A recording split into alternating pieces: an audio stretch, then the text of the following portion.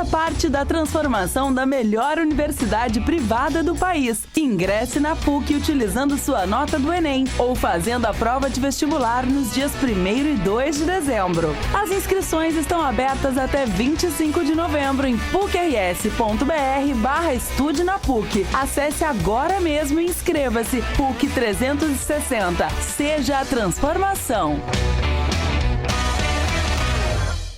Enquanto isso, na fila do buffet... Moça, pode passar. Ai, obrigada.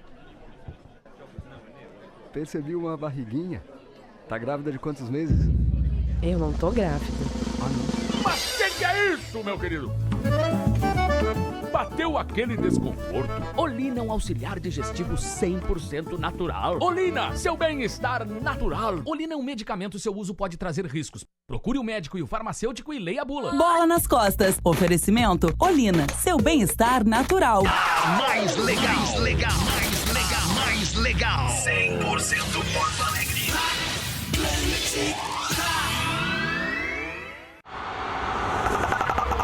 Atlântida. Tá na Atlântida, todo mundo tá ouvindo o melhor som da FM na Rádio do Planeta, chegando na área com mais uma edição do Bola nas Costas, nesta terça-feira, dia 6 de novembro de 2018. Sempre num oferecimento de PUC, seja a transformação, e Clínica Balestro, pratique esportes sem usar óculos, faça como Lelê de Obaluayê, que tá fazendo aí já a preparação. Né? Já vou mandar um abraço pro doutor Balestro Júnior, troquei uma ideia com ele ontem, acho que semana que vem eu tô lá. Coisa linda, e quando a gente fizer um tweet retrô, tu já sabe, Cerati, seu paladar reconhece, experimente as novas linguiças saborizadas Cerati. O negócio é o seguinte, a gente tá ao vivo em facebook.com/o Bola nas Costas. Você que tá no Twitter agora, se quiser comentar sobre o programa, use a hashtag Odair no Bola, porque, senhoras e senhores, hoje junto com a rapaziada do Bola, o treinador do Esporte Clube Internacional, senhor Odair Hellmann, seja bem-vindo. Aê! Bota o hino do Internacional, por favor, aí. Vamos respeitar. Ele nem sabe. Ele vai ancorar. Não sabe onde é que fica o botão do hino. Desculpa. Hino nacional, pô. Obrigado. Bota o hino nacional. Bom dia, Odair. Bom dia, começa bem o programa. Odair, seja bem-vindo aí. Primeira vez aqui na Atlântida, né? Primeira vez, muito obrigado. É isso aí. É uma honra, não é um prazer. Tá, eu peço... O prazer é mais caro. Esse é um homem leve, um homem quase na Libertadores América, né? Se a gente entrevistar no começo do campeonato... Calma, Luciano. já tá, né, cara? Não, na pré-Libertadores eu acho que é matemática. O GC já tá, já. Tirar 9 pontos em 18... Aqui eu posso interromper ou não? Quase possível.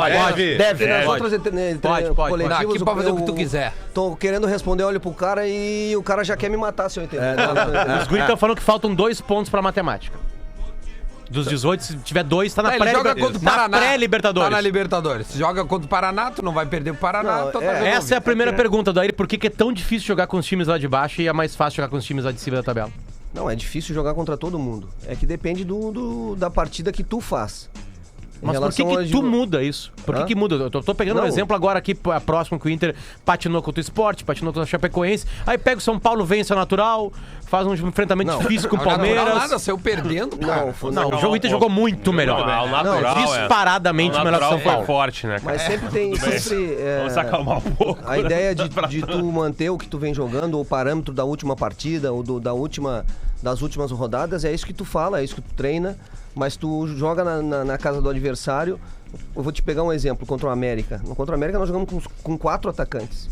Marcamos mais alto até do que na saída de bola, do que normalmente a gente usa a estratégia de jogar fora de casa, né? E os caras acham um gol com não sei quantos minutos, numa cobrança de lateral, numa chapada do Juninho que nunca mais na vida ele vai acertar. São aquelas coisas, Potter, do futebol que não adianta tu ficar explicando, porque ela não tem explicação. É fato, segundo gol e perdeu o jogo. Não jogou bem e perdeu o jogo. Concordo. Agora, tu tem que pegar esses fatos que acontecem naquele jogo específico e dar uma resposta muito rápida no próximo jogo. Que foi o que aconteceu. Que foi sempre o que aconteceu com o Internacional. Porque tu perde confiança, é isso? Porque o grupo perde confiança? Porque tu sai de cima da tabela, tu já começa a olhar pra metade da tabela, tu já vai enfrentar um adversário, tu perde de novo, a diferença de 2 derrotas e 2 vitórias num campeonato desse é muito gigantesca. Na sequência. Na sequência. E se tu não consegue dar uma resposta rápida, tu pode realmente entrar num momento de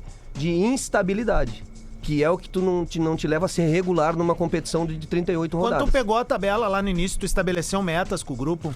Estabeleci. Mas isso eu só vou poder falar depois no final do campeonato. E tu só Mas estabelecemos muito claro... Tu considera que já superou elas? Só vai poder falar depois. Não, sobre essas metas, nós não conversamos, porque o Internacional não tem que ter meta abaixo de não disputar o título. Ela só tem, o Inter só tem uma meta na sua disputa. Tu tem que saber da tua realidade, naquele momento lá de 1º de janeiro, nós sabíamos que nós precisávamos galgar degrau por degrau, espaço a espaço, consolidação após consolidação. Agora, o Internacional não pode, vamos classificar para pré-Libertadores, vamos classificar para Sul-Americana. Não.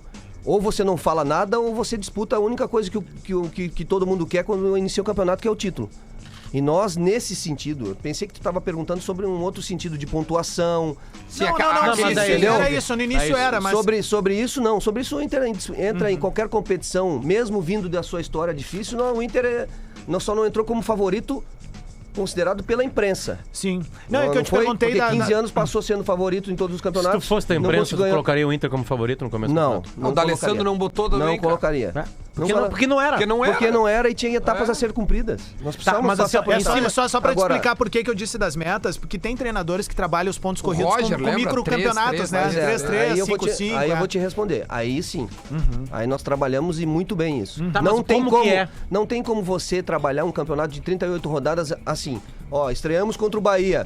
Olha, nós vamos jogar na 27ª rodada contra o Palmeiras. Não tem como. Tu tem que fazer análise de cenário e levar pra dentro. Não, é curto prazo. Tu tem que criar campeonatos dentro do campeonato. De quantas partidas, Odair? Por curiosidade. 3, 4, depende se tem fora de casa. Nós criamos de 6. 6. 3 fora e 3 dentro. Porque daí, Odair, aí eu vou te fazer a pergunta seguinte. No início do campeonato, quando tu pegou a tabela e viu, tu tem ali o Bahia, o Bahia em casa, ok. Só que depois tu tinha em sequência Cruzeiro, Flamengo, Palmeiras e Grêmio. Aquele vídeo do Potter. Quando tu olhou aquela tabela assim, né? Vocês... Vamos trabalhar com esses microcampeonatos de 6 jogos. Cara... Como é que eu vou sair daqui? Sacanagem o Thelmo Zanini. O Thelmo Zanini. Tu achou que o Lisca ia assumir também, que nem o Potter? Odair, agora... Calma aí, deixa eu responder isso. Ele vai responder, eu cheguei nele. Não, é assim mesmo. Não, porque a tabela era desgraçada, a CBF. Pensou, parece, aquilo ali. Não sei se pensou, mas colocou. E o Roberto, o nosso vice-presidente, foi lá perguntar e realmente eles confirmaram a ele que... é uma tese louca de quem vem da segunda divisão tem um campeonato mais difícil. Já tem que pegar o tranco no início, pra saber como é que é. Odair... É pra formar caráter, é bom às vezes também. Tu faz, no jogo contra o América lá, foi quando tu não teve o Dourado, acho pela primeira vez. Sim. E aí teve uma bela crítica sobre a tua escalação. Tu chega a fazer uma meia-culpa naquela escalação e o porquê que tu escolheu aquilo. Se tu já respondeu isso em coletiva, desculpa que eu não ouvi. Não, eu sempre faço autocrítica. Não só quando perco, quando nós não ganhamos os jogos. Quando ganha também. O treinador ele tem que estar sempre aberto a isso. Não achar que ele é o dono da razão em todas as vezes, mesmo quando ganha. Porque senão você não ganha de novo. Você tem que estar sempre se auto-criticando, se auto-perguntando, com dúvida. Naquele momento, eu achei que fosse a equipe que tivesse que sair jogando mesmo contra o América. Para tentar propor o jogo, para buscar o resultado. Nós sem o Dourado, por que eu iria colocar mais um volante? Mantive os dois, trouxe os dois para uma situação de uma característica um pouco diferente, Patrick e Edenilson, e abri o jogo para tentar realmente ganhar a partida. Não fomos felizes, saímos perdendo o jogo. Mas tu atribui pelo gol muito rápido deles ou tu atribui pela escalação? Não, pela escalação não. Eu atribuo por ter tomado o primeiro gol e realmente não ter feito um bom primeiro tempo. Porque tu não repetiu mais essa formação, tomamos o segundo gol e aí não conseguimos buscar. Aliás, não conseguimos buscar, não. Nós buscamos o 2-1. Nós buscamos a possibilidade do 2-2. Mas o juiz não deu pênalti. Eu sei que tu vai falar, mas deixa que eu falo. Pode ficar tranquilo que eu te ajudo nessa parte aqui, que tem pênalti não dá. Não, sobre pênalti nós vamos chegar lá. Vamos chegar. Tem muita coisa. Sobre pênalti nós vamos chegar lá. Mas aqui a questão é a seguinte. Fica tranquilo. Naquele jogo... O Lelê tem uma frase dele que a artilharia tá pesada. A banca paga e recebe. Que é uma frase errada, porque no cassino não existe isso de banca paga e recebe. Mas nós não estamos falando de cassino, é futebol. Não, é só... É que vem daí. O cassino só recebe. Odair, ontem... O cassino só recebe. Quem paga. Ontem eu falei, Odair, aqui no programa, que eu vou parar de criticar a arbitragem. Vou parar de... Porque assim, o que a gente faz com os árbitros de futebol é uma sacanagem gigantesca. A gente olha em 26 câmeras, a gente aproxima com HD, a gente repete e depois disso, depois de 10 minutos olhando, a gente pergunta que no programa e tá dividido a resposta. Exato. O cara tem 1 milésimo de segundo, então eu falei, cara, não fala mais de arbitragem. Aí eu disse, mas você tá falando isso depois que o Inter teve um pênalti que não foi, blá blá blá blá. Aí eu falei antes, não foi pênalti e a partir de agora não falo mais. Porque na real, cara, não é humano aquilo ali. Não é humano, pergunta pra um árbitro de futebol.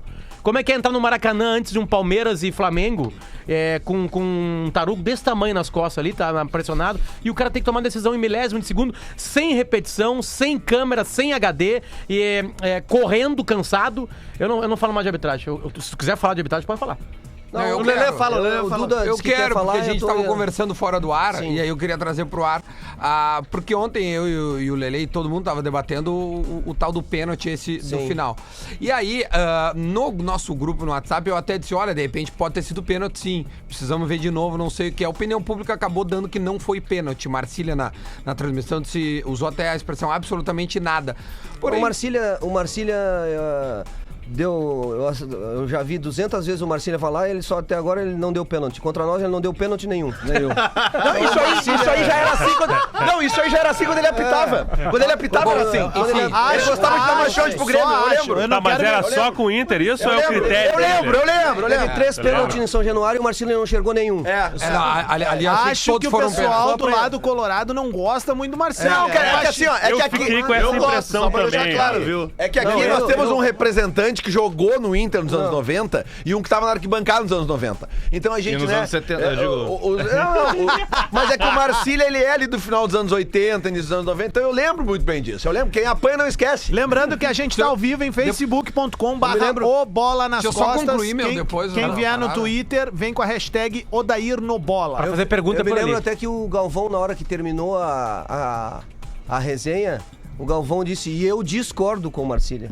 Não, eu repeti com o Galvão e eu discordo com o Marcília. Não, mas eu acho que não só tá pra gente continuar. Claro, a gente tá conversando e como eu repito, eu disse no grupo, olha, de repente até pode ter sido pênalti. Sim. A coisa que eu trouxe ontem, primeiro que eu achava que tu tinha visto, que tu preferiu ir na coletiva e tu já me disse que não, Duda, realmente eu não vi. Beleza, o cara não viu, tranquilo. O que eu queria te dizer, fora do ar, que a única coisa que eu fiz foi conversar com o Rossi. A única coisa que eu fiz no vestiário, que disse que sentiu na oração, de tudo que eu tinha que fazer, e fui o primeiro a dar entrevista, não fiquei esperando o Roberto dar entrevista, e fui depois, eu perguntei pro Rossi, o cara te tocou? E o Rossi falou, cara, eu senti um empurrão, não sei se foi um empurrão ou se foi uma batida, eu senti um toque. Sim. O Rossi me respondeu exatamente isso. O toque existe. Sim, a dúvida se é pênalti ou não, se é suficiente pra derrubar da maneira que foi. Mas, Odair, o que eu queria te colocar fora do ar e quero te colocar agora, é que na coletiva do jogo contra o Vasco, e tu é um cara que não fala muito de arbitragem de verdade, mas tu cita um lance do Nico, no início do pênalti lá do Kelvin, que até acontece um pouco coisas entre os dois lances, mas enfim, há uma falta no Nico lá, um empurrão. Nesse pênalti, há uma falta no Rafael Veiga, no início da jogada também, que poderia também ter sido marcado e não marcou, ocasionando o pênalti. Ali não há nenhuma reclamação, nem tua, nem do Melo. Eu não vou esperar que venha o treinador do time dizer assim, não, só um pouquinho, teve uma falta lá, não foi, não sei o quê. Como é que o treinador então tem que reagir? Como é que o torcedor tem que esperar um treinador quando há um lance que a gente vê que é ou não é e ele não cita? Se foi a falta no Rafael Veiga, tá errado, o árbitro tinha que ter dado a falta. Eu não me lembro nem do lance, com sinceridade, e se me lembrasse do lance, te diria se foi falta ou não, na minha opinião.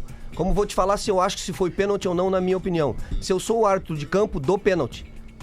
Se eu sou o cara do VAR, não dou pênalti. E eu sou talvez o único treinador que fala de VAR desde o princípio do campeonato.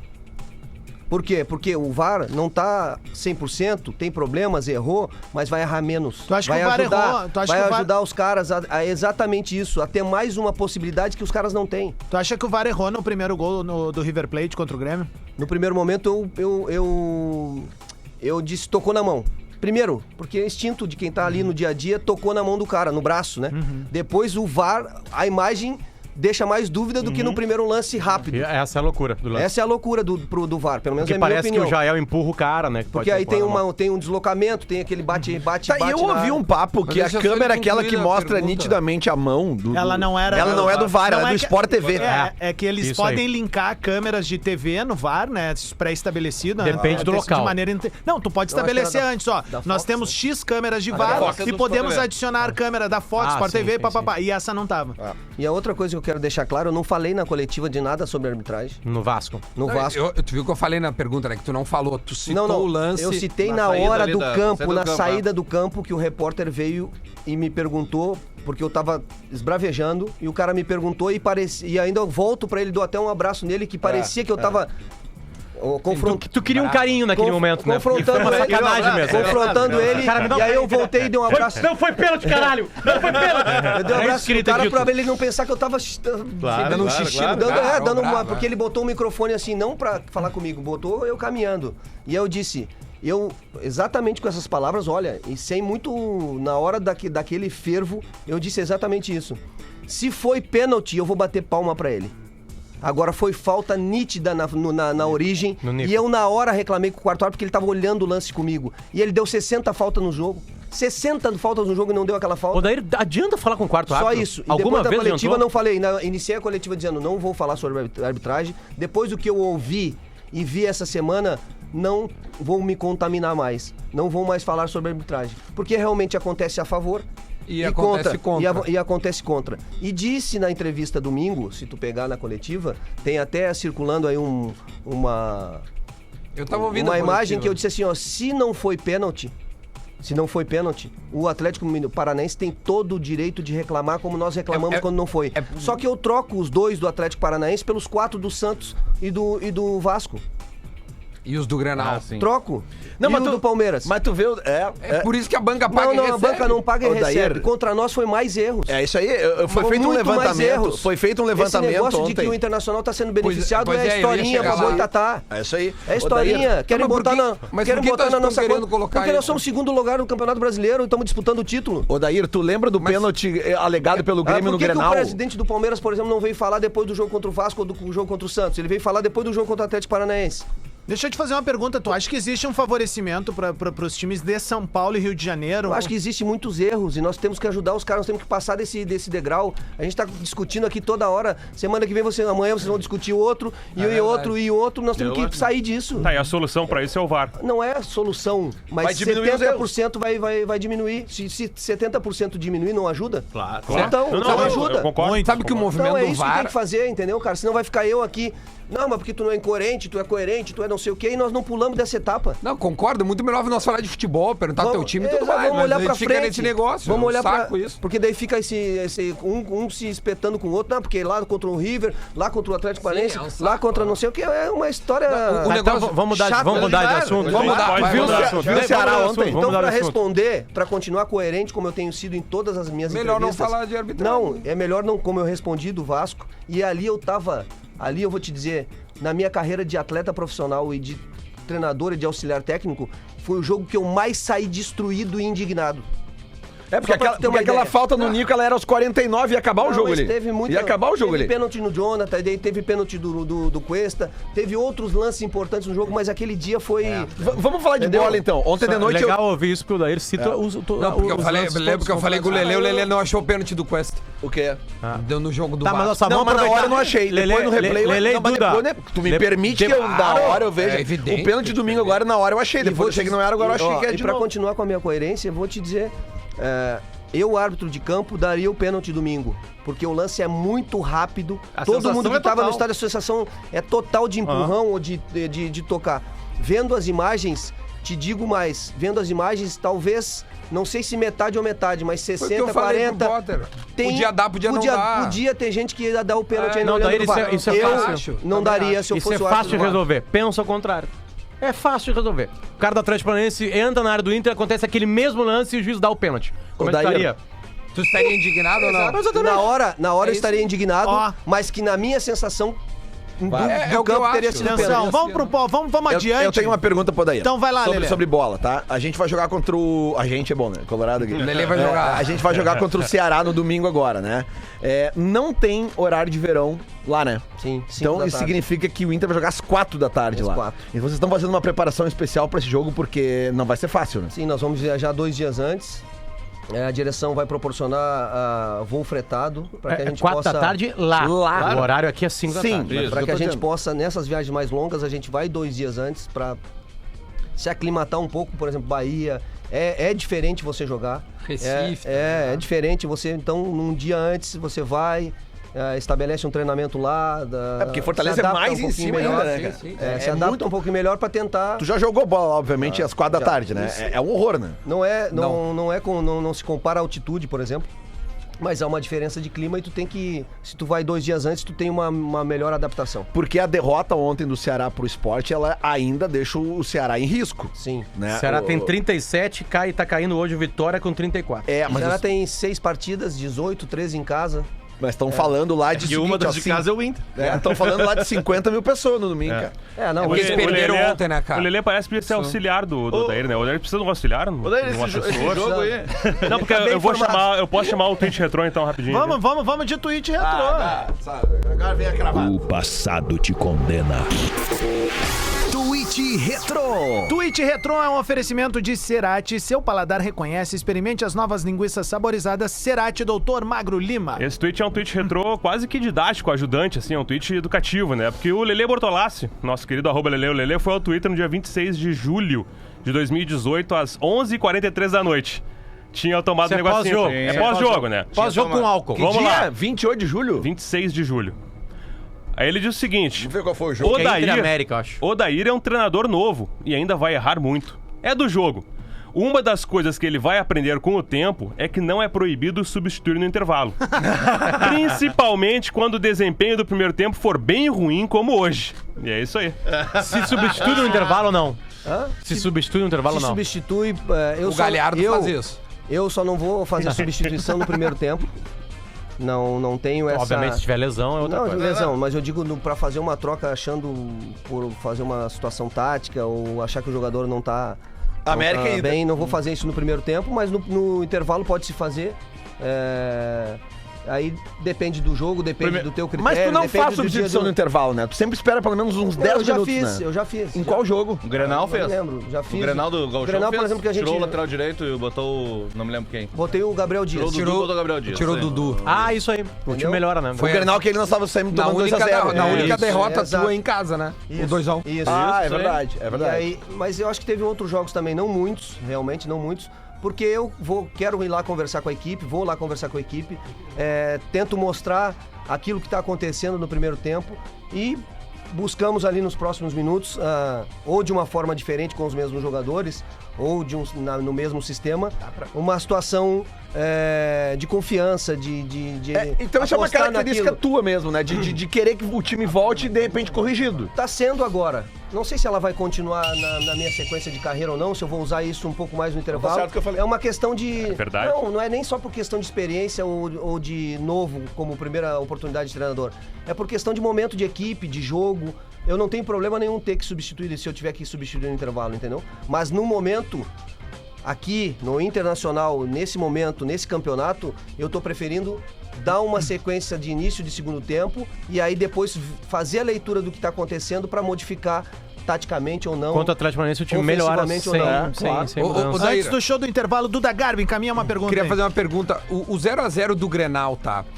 Que deu uma polêmica gigante com a declaração do Renato, que jogou enfim, como time pequeno, Série B, não sei o quê. Foi como o Renato jogou contra o River, as duas partidas. Isso, aí a gente pode discutir depois.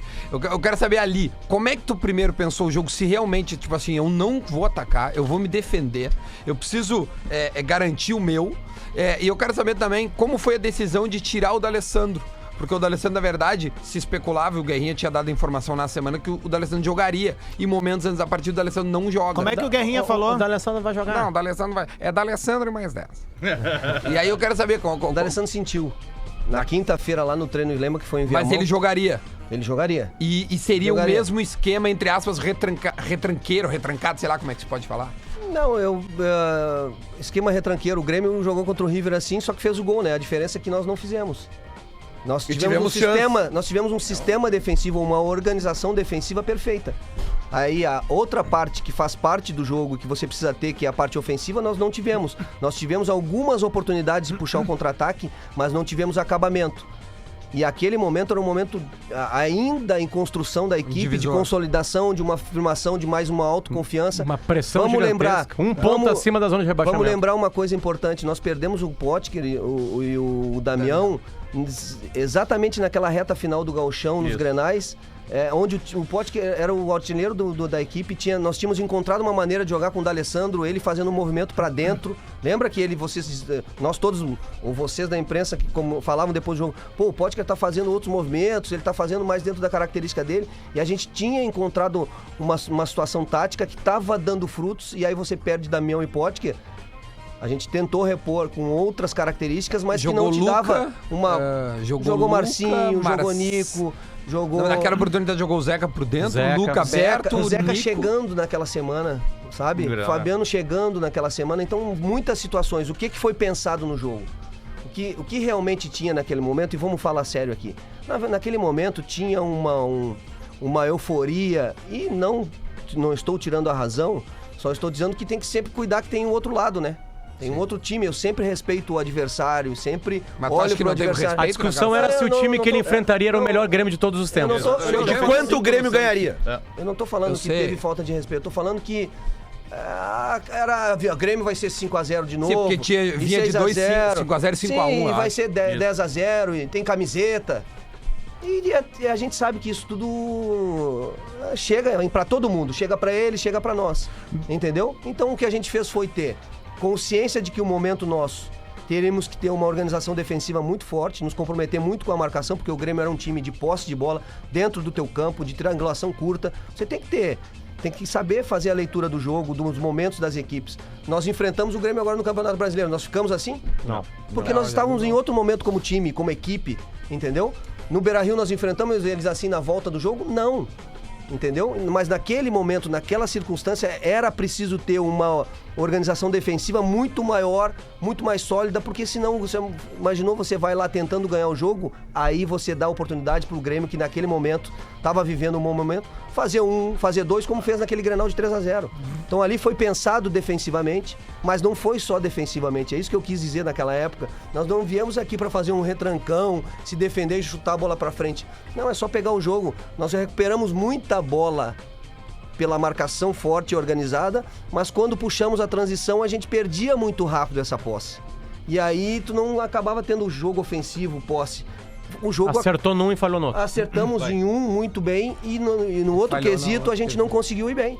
26 minutos pro meio-dia, a gente tá com o Odair Helma, o treinador do Esporte Clube Internacional aqui no Bola nas Costas. Tu pode participar em facebook.com/Bola nas Costas e também no Twitter, #Odair no Bola. O Bola é um oferecimento de PUC, seja a transformação, e Clínica Balestro. Pratique esporte sem usar óculos. É show do intervalo aqui na Rádio do Planeta e a gente volta em seguida. Se você tem entre 10 e 90 anos, eu tenho 94. Essa é a sua rádio.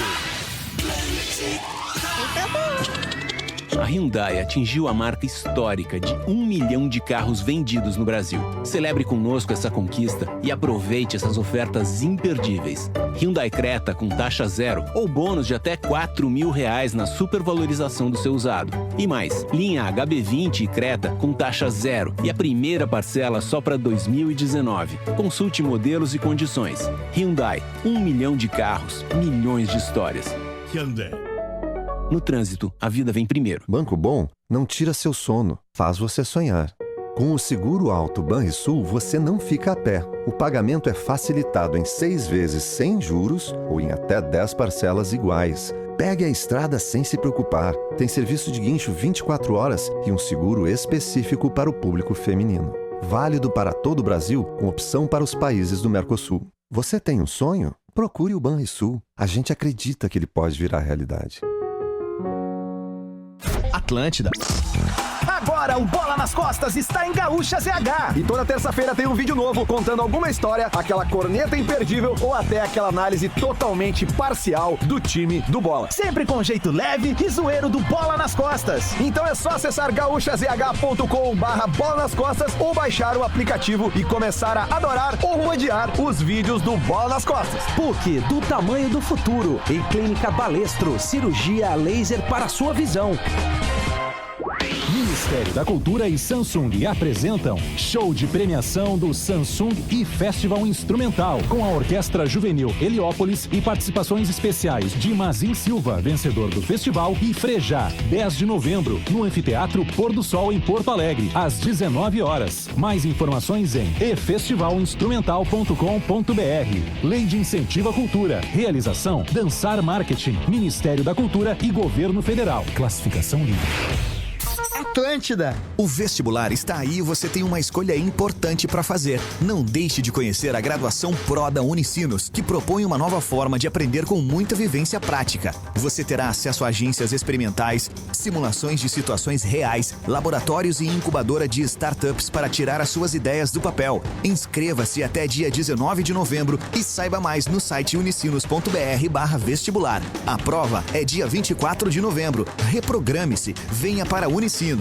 Promoção 1 ano grátis de Shell V-Power. Promocionisticamente falando, a cada R$30 em compras, você concorre a 1 ano de tanque cheio e a milhares de prêmios. Agora, tenoristicamente falando... 1 ano grátis de Shell V-Power. Agora, rockisticamente falando... 1 ano grátis de Shell V-Power. Agora, axezisticamente falando... 1 ano grátis de Shell V-Power. Humanologicamente falando, abasteça e concorra. Consulte regulamento no site Shell. Atlântida.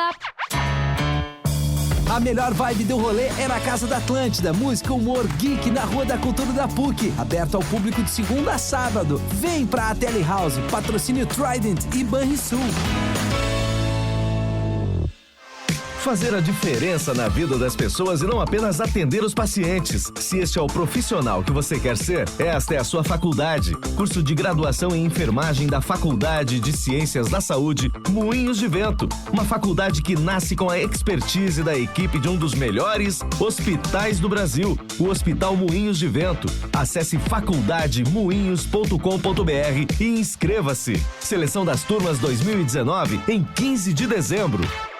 Quer ganhar um Volkswagen Up e ingressos com acompanhante para assistir o Grêmio na Arena? Compre o Grêmio Mais dessa semana, acesse conteúdos históricos sobre o bi do brasileiro e concorra a um Volkswagen Up mais um ingresso com acompanhante para assistir Grêmio e Chapecoense, 10 Smart TVs mais 10 ingressos com acompanhante e 100 kits oficiais. Você encontra Grêmio Mais no app e site oficiais do Grêmio, pontos de venda credenciados ou em grêmiomais.net. Grêmio Mais, paixão por ganhar. Consulte o regulamento completo no site da promoção. Sugestão de uso para o valor de prêmio em dinheiro. Título de capitalização garantido pela Icatu Capitalização. Atlântida.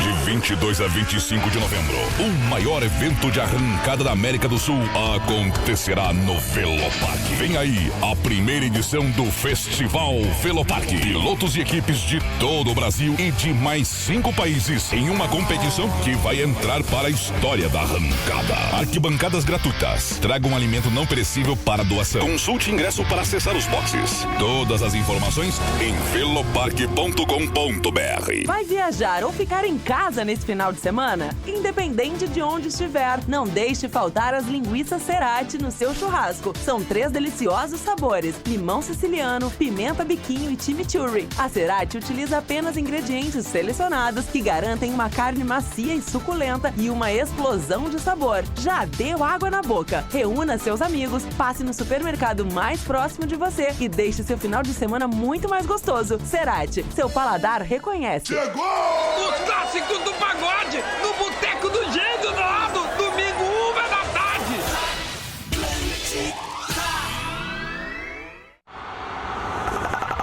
Atlântida.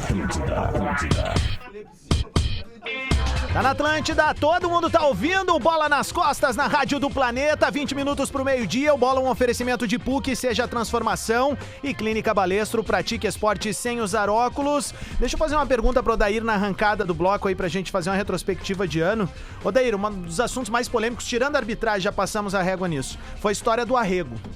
Até que ponto isso incomodou vocês lá dentro e como, tipo, tu botou o grupo, que tem de verdade nessa história? Qual arrego? A história do arrego no Grenal. Que os jogadores do Inter teriam pra não Isso. fazer mais. Deixa eu falar uma coisa, eu vou te responder curto e objetivo. Vai tomar. Aí não. E com bastante ponderação. O que acontece em vestiário, fica em vestiário. É isso. Então vamos pra uma outra pergunta, então. Agora uma pergunta light. Honre o que fique dentro do vestiário. Até porque tem jogador que não tava inscrito naquele jogo e tava lá fazendo Aliás, gol, né? Tava suspenso e tava lá fazendo gol. Acontece muitas coisas dentro de vestiário, dentro do campo. É se falado muitas coisas. Não se abre essa caixa preta. Vocês sabem de algumas coisas, de 20%, 30% talvez pelas informações, pelas amizades. Mas 70% vocês não sabem. Então é o seguinte, o que se é falado lá, o que se é discutido lá, se discute, se fala e se fica lá. Não se passa da porta pra fora. Tá, então eu tenho uma pergunta Vamos mudando lá. de assunto. Só mandar um abraço pro Fábio Codevilla, teve filho agora, o Fernando Codevilla. Agora? Nasceu hoje, então, Colorado, parabéns pra ele. Mas então eu tenho uma pergunta de jogador. Só pra terminar, até porque, tu já imaginou uma coisa? Se tu fala de cá e eu vou lá e falo de lá, quem é que, de quem tá fora, o torcedor, as pessoas sabem quem é que tem razão? Tem a palavra de um contra o outro. É que nesse caso, daí, ele tinha uma foto pra entre aspas, provar. Tá, mas e o tu que sabe o que aconteceu. foi conversado dos dois lados nessa foto? Eu sei sabe por um lado. Tu sabe por um lado, eu sei pelo outro. Exatamente. E o próprio fato da foto, eu sei de coisas pelo outro. Exato. Não, por isso que eu digo, existe sempre os dois lados, como tu disseste antes. Entendeu? Eu e sei a gente de vai coisas, ficar sabendo eu sei de todas as coisas.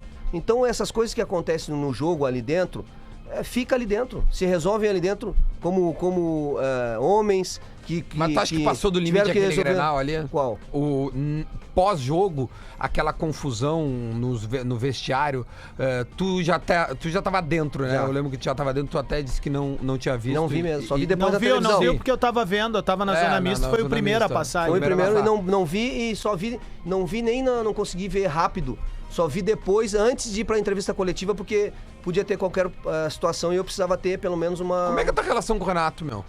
Eu não conheço pessoalmente, não tive a oportunidade de encontrar ele fora futebol.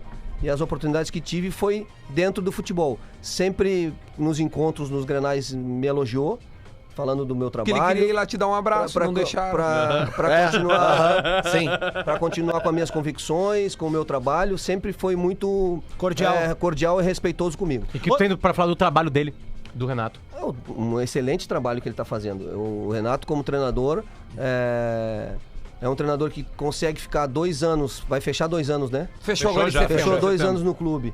Com títulos, com trabalho, com montagem de uma equipe que o Roger tinha iniciado, mas depois ele acrescentou as suas características dentro da equipe.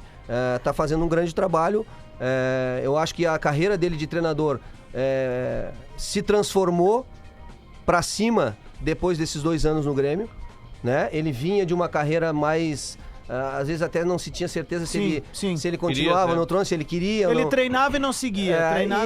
E a partir do momento que veio nessa última oportunidade do Grêmio, nas outras oportunidades ele não teve tanto êxito assim. Nessa ele teve muito, e isso é muito mérito. Então ele fez o que tá fazendo e fez um grande trabalho. Gabriel Finato, que é um ouvinte nosso aqui, ele foi ali no Odair no Bola, na hashtag, e falou o seguinte: pergunta pro Odair sobre aquele que coloca como pouca utilização da base, mesmo sendo um ano difícil pela volta da Série A. E se o planejamento é de maior utilização para o próximo ano? Assim, ó, eu costumo responder essa pergunta com 2016 e 2015, né? 2016 estava cheio de garotos. Nós estávamos cheios de garotos, queimamos todos os garotos e caímos para a segunda divisão, não pelos garotos, pela circunstância, pelo processo, e os garotos foram juntos. Vai pro triturador. Hoje ninguém pode mais ouvir no nome do Andrigo. Cláudio Vinck tá lá no Sport. Esse Jair aí do Ferrares, Sport aí era de vocês. Mas o Jair não tava nessa leva de 2015. É nosso da base, mas já tinha saído antes. É que o Andrigo também teve um azar pessoal, né? Dele, profissional, né? Ele é rebaixado com o Inter, depois ele é rebaixado de novo, né? Não, mas ele tem uma lesão importante de joelho. Mas o que eu quero dizer com isso é que se naquele momento que na história do Inter não tinha ainda a queda, não é factível que tu dê um campeonato brasileiro com essa dificuldade para a maioria de garotos, a não ser que eles passem por um processo lá de um ano para o outro e tal. Imagina você voltando dos seus 2 piores anos da história, você fazer com que isso seja a prioridade. A prioridade era estabilizar a equipe, estabilizar o clube, a direção na parte estrutural, financeira, com todas as dificuldades fora do campo, e o treinador, a equipe técnica, a comissão técnica, estabilizar dentro do campo. E dentro da circunstância, oportunizar os meninos. Então o que vai acontecer agora com essa consolidação melhor feita durante esse ano da competição? Num próximo ano, o planejamento de próximo ano é tentar oportunizar mais os jogadores da base para que eles possam, numa tranquilidade maior, num time mais equilibrado, num time mais consolidado, num clube mais consolidado, eles possam render e mostrar o seu talento. Tem cara diferenciado ali? Tem cara diferenciado? Mas nós temos muitos jogadores da base treinando com a gente lá. A gente tem uma política de... Esses caras treinam com a gente, só que se não estão sendo aproveitados, não estão indo nem pro banco, eu acho que o jogador tem que jogar. E aí o Sarrafiori desce para jogar no Sub-23, aí a gente coloca os meninos para jogar no Sub-23, porque é ali que ele vai desenvolver, é ali que ele vai crescer. Quando ele tá no banco, no mínimo no banco, ele pega e fica lá, não desce para jogar. A gente tem feito isso. Segunda-feira o Juan jogou no Sub-23. Eu pedi para que o Juan fosse lá na segunda-feira fazer a partida do Sub-23 para ganhar um pouco de ritmo, porque ele era uma das possibilidades para jogar. E como é que funciona isso? Isso é uma curiosidade que eu tenho. Por exemplo, você disse, eu solicitei que ele fosse... O Iago é um menino que estava lá com a gente nesse processo, quando o Wendel se machucou, recebeu a oportunidade e deu uma resposta positiva. O treinador do Sub-23 tá lá jogando a competição dele, daí você faz essa solicitação, né? Tipo, preciso que o cara vá jogar aí. Não, já tem um planejamento. É isso que eu queria entender. Já tá estruturado. O Dudu a gente está colocando para jogar lá. O Thales, todos os jogadores que têm uma idade ainda dentro desse processo e que a gente acha que está muito tempo sem jogar, não os meninos, estou falando de jogadores que estão mais no grupo de jogadores, a gente coloca, mas tudo dentro de um planejamento. Eu, o Rodrigo Caetano, a direção, tudo passa por reuniões, tudo passa por planejamento, o que cada jogador tem que dar naquele passo. Por exemplo, o Sarrafiori veio recém esse ano, o Sarrafiori não jogou profissionalmente ainda. O Sarrafiori ficou 6 meses parado naquele imbróglio que tem jurídico. O Sarrafiori precisa passar pela adaptação, é um estrangeiro, adaptação de jogo, que aí nós conseguimos perceber aqui, porque ele jogava somente de uma maneira na equipe dele e que está passando por um processo de evolução nesse sentido também. Então, são etapas. Ele é bom de bola? Agora, bom de bola. Qual é a posição dele? Qual é a posição? Ele vai ser aproveitado onde? Vou fazer uma pergunta para vocês. E não é tirando o mérito, é para explicar o processo. Tu acha que se não tivesse alguém lá treinando comigo, independente da idade, que tivesse arrebentando, passando por cima de todo mundo, seria titular? Não teria ganho a oportunidade? Tá respondida a pergunta. Tu tá entendendo? Então é um processo. E num processo de consolidação, naquele momento, a gente preferiu e cuidou muito para que a gente não jogasse esses meninos que têm a possibilidade de virar jogador no Internacional, como aconteceu nos outros anos. Tá falando bastante de 2019, Adair, tá certo? Tá tudo dominado já? Não, ninguém falou comigo ainda, nós não sentamos pra conversar a respeito disso. Só um pouquinho, liga pro Melo aí! Ô, Melo! Dá uma caneta ali, dá uma caneta, por favor. Dá uma caneta ali. Oi, Melo. Vamos assinar aqui o rescisão dele aqui Tuti, agora. dá pra tirar foto, vamos colocar. Já bota no site do Inter aí, por favor, aí, vamos assinar aqui. Vocês vão ter que procurar até no fim do ano. Ô, Dair, teve uma entrevista tua na ESPN. Para de trabalhar com fake news, cara. Teve uma entrevista tua. Não conversamos, mas eu acho que o momento é de disputar essa reta final com toda a concentração. Dia 4 de dezembro em diante é que tenha... Pode ser um pouco antes também, não me assusta. Teve uma entrevista tua na ESPN. Só pra complementar o que o Odair tá dizendo é o seguinte, cara, essa reta final do Campeonato Brasileiro agora, a garantia da vaga no G4, ela muda completamente o planejamento, né? Tu entrar em G6 ou entrar em G4, né? Porque o G4 tu começa a jogar em final de fevereiro, né? Acho que é um mês depois, né? Um mês é um belo mês. Um mês no verão. Eu acho que é 23 de fevereiro a data, algo assim. Odair, tu deu uma entrevista... Pré. E aí a Libertadores é no Carnaval ali, 2 ou 3 de março. Que é em março, né? O primeiro jogo do grupo. Tem uma entrevista tua que circulou muito mais em grupos de WhatsApp do que as pessoas viram ela na ESPN, que é a que tu conta do planejamento da tua vida. Sabe? Que tu se emociona naquela entrevista lá, porque tu começa a fazer recapitular a tua vida, assim. Tu conseguiria tentar mostrar pra gente exatamente, porque a gente tá com o tempo já apertado. Quantos minutos? Mas assim, só para as pessoas entenderem o que é chegar onde tu chegou num grande clube do Brasil, disputar título, o que tem antes disso aí? Eu vou tentar resumir para não ficar... Mas dá os valores, porque aquilo ali dá uma humanidade pra história que é inacreditável. Que na verdade, assim, ó, quando eu parei de jogar no acidente do Brasil de Pelotas. Eu tava naquele ônibus, infelizmente, naquele acidente. Completa 10 anos agora, em janeiro. Completa 10 anos. 2008. E aquilo foi uma tragédia inimaginável. Eu fiquei machuquei muito as minhas costas, fiquei 3 meses eu não conseguia nem levantar da cama sozinho. Tive que passar por esse processo ainda de volta. E aí começa o quê? Eu já com 32, começa aquela dúvida se eu continuo ou não continuo como jogador. E tipo, mas vou continuar, cara, vou continuar e vou ficar nesse sofrimento e vindo pra China e voltando pra Pelotas e já não ganhando mais um dinheiro que faria uma grande diferença lá. Já tava jogando num patamar menor de valor de salário. Comprando parcelado já, né? Já com... E os clubes antigamente não pagavam, né? Exato. Eu recebi o apartamento... Um apartamento que eu comprei, o único apartamento que eu comprei, que era pequenininho, foi com dinheiro 3 anos depois de um acordo que eu recebi do Remo. Então é difícil demais, você jogava 6 meses, recebia 6 meses, jogava 12. Tinha que dividir o tu salário. Já ganha mais como treinador do que jogador? Sim, não. Aquela época também eram outros valores, claro. né? Eram outros valores. E aí eu fico naquela dúvida, eu digo, cara, eu vou parar de jogar. Por quê? Porque dos 32 aos 40, eu tenho tempo de me preparar para uma outra função. Eu não quero ser um ex-jogador que termina com 38 e vira o treinador por sorte ou azar. Eu não acredito em sorte ou azar. Eu acredito em ir lá o cara buscar o entendimento, porque é uma outra situação de ser jogador e treinador. É totalmente diferente.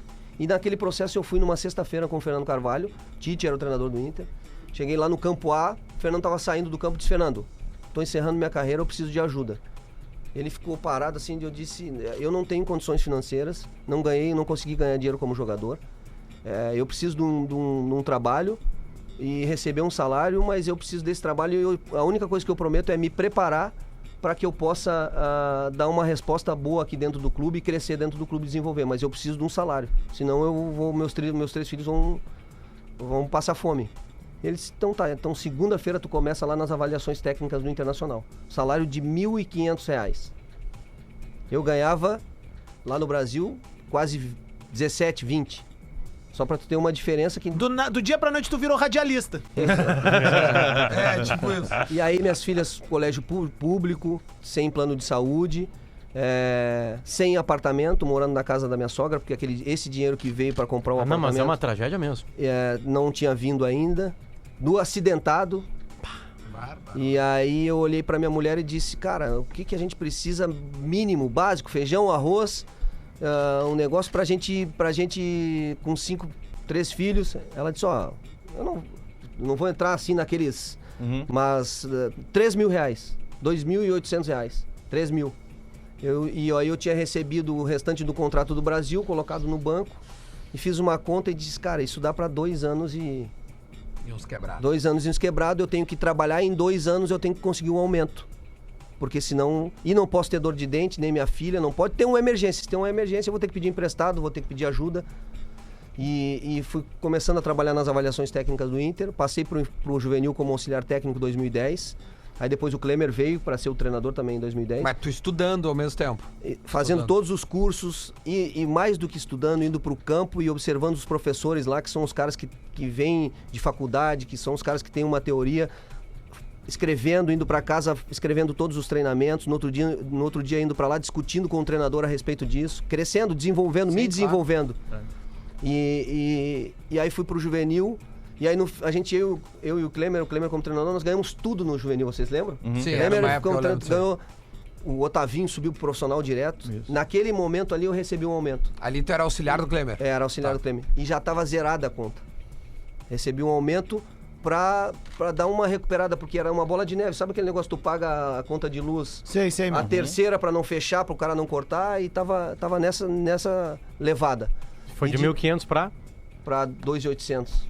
Aí zerou as contas. Não zerou. Zerou não. Não zerou, porque daí já tem a bola de neve, cara. E aí tu já fica, e eu me lembro, o Klemer O Kleber contou essa história uma vez, nós íamos jogar lá em Alvorada, eu fui de carro, chegou no meio do caminho, o carro, uau! Acabou a gasolina. Eu digo que estragou. Ele fala, disse que acabou a gasolina, que eu não tinha dinheiro pra colocar gasolina.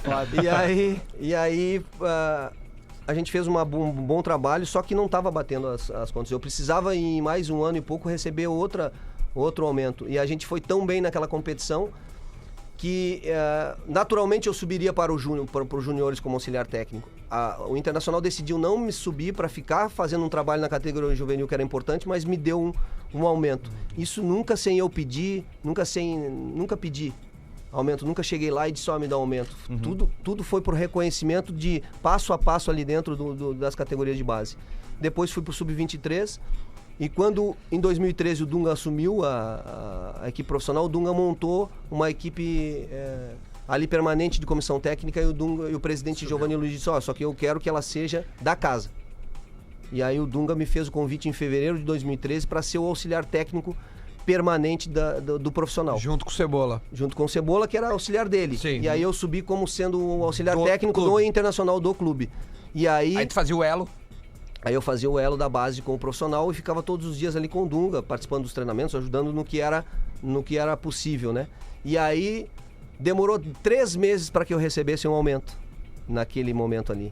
E foi justamente isso que trouxe um salário maior do que aquilo que eu recebia, o dobro, e foi ali que eu respirei, entendeu? Tá, mas é uma história de sobrevivência, que eu acho que é da maioria. É uma história que eu pensei, é como se fosse uma faculdade, eu tenho 32 para 33, eu vou me dedicar, vou fazer curso, vou trabalhar, vou pegar esse dinheirinho que eu tenho, vou dividir para mesa aqui mensal, para 4, 5 anos eu estar num outro estágio, entendeu? Para daqui a 4, 5 anos eu buscar uma possibilidade que me deu uma sustentação maior, porque eu estava iniciando uma nova carreira. E como é que entendeu? tu pensa a tua carreira a partir de agora, assim?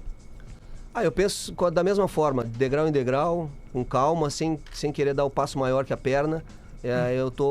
Nós estamos fazendo um bom trabalho no Campeonato Brasileiro, mas não é por isso que você acha que tem que tá tudo certo, que tu é o melhor. Não, eu tenho muita coisa a desenvolver, ainda muita coisa a crescer. De futebol. Se um outro clube vier aqui te buscar, um abraço pro Inter. Hoje eu sou treinador de futebol. Eu sou o treinador de futebol e seguirei a minha carreira como treinador de futebol. Eu acho que, você recebeu uma oportunidade em um clube grande como o Internacional e conseguir dar conta desse recado, porque eu acho que até agora, no mínimo que pode se falar, que eu dei conta do recado. Sim. Não vamos entrar em outro, eu não quero... Mas eu acho isso, entendeu? Por todo o processo que foi passado. Isso não tem mais volta. É treinador. O teu contrato é até o fim do ano agora. Meu contrato é até 31 de dezembro desse ano. A gente tá para encerrar. Eu queria te fazer uma última pergunta. Mas tem uma historinha que eu quero contar dentro dessa, que é a última, sobre a Olimpíada. Boa. A Olimpíada, nós morando, meus 3 filhos já são grandes, num quarto. E a minha mulher, minhas filhas, a gente quer um outro quarto, e o filho com namorada. Aquela coisa dos pais, né, cara? Aquelas coisas dos pais de olhar para aquilo e ver uma situação e querer dar uma situação melhor para ti, para tua esposa e para os filhos. Ela disse, vamos fazer um empréstimo.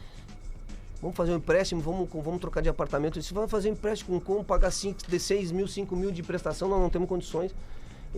Aquela coisa, vamos, e na coragem, ela disse, vamos fazer. Eu disse, me deu um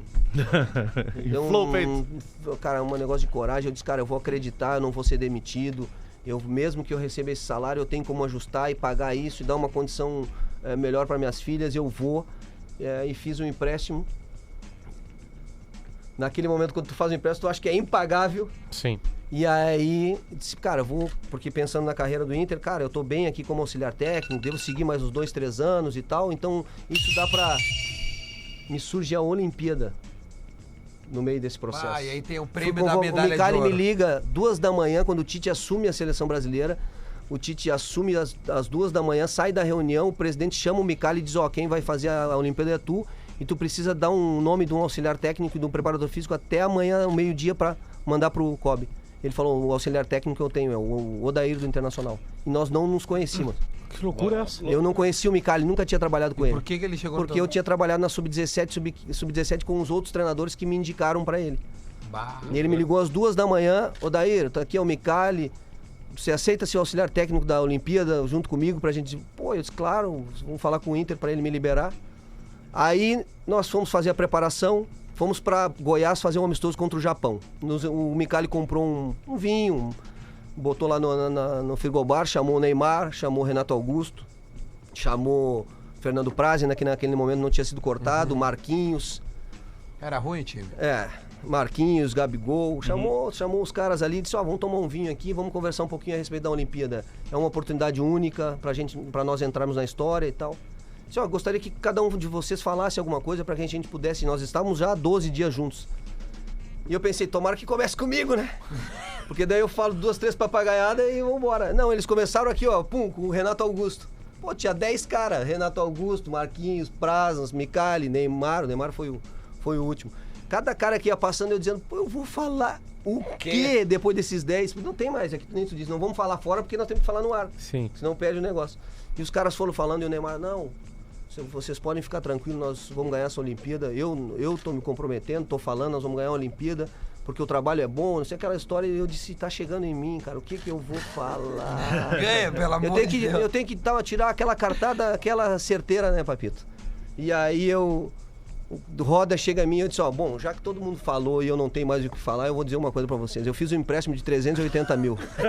E vocês resolvam ganhar essa porra da Olimpíada porque eu preciso pagar a porra do empréstimo. E os caras ganharam. E os caras ganharam e terminou com o campeonato e dizia, paga a porra do empréstimo, Papito. 12:02, Odair Helman. Neymar mandando mensagem, Renato Augusto, se não pagar o empréstimo, tá fudido. Treinador do Internacional, cara, obrigado pela presença. Obrigado pela presença aí, Odair. A rapaziada aqui adorando a entrevista. Eu, enquanto gremista, te desejo uma pré-Libertadores aí, né? Tudo certo. Cara, obrigado mais uma vez pela presença aí. Rapaziada, o Bola nas Costas é um oferecimento de PUC, seja a transformação, Clínica Balestro, pratique esporte sem usar óculos. Quando a gente fez tweet retrô, é Cerati, seu paladar reconhece. Experimente as novas linguiças saborizadas Cerati. Fica aí que tem show do intervalo e daqui a pouco tem Discorama.